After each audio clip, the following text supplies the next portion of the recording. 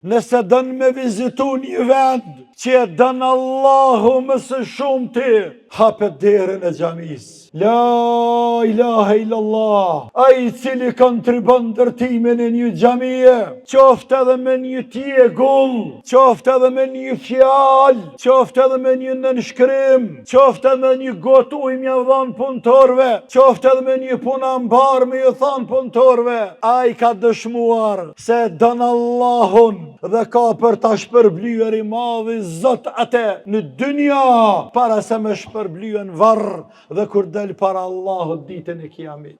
Sepse po e ngrit emrin e Allahut, po e bën për hatër të Allahut, nga se Allahu e dën xhamin. Është nder i madh me ta mundësu Allah me kontribu në xhami. Është pasuria më e shejt dhe më e vlefshme dhe njerësa jote më e bekuar dhe që më së shumti ka mu pagu atë njerëz e atë lek, e atë mund, e atë kohë që e ke derdhë dhe shpenzuar për shtëpitë e Allahut.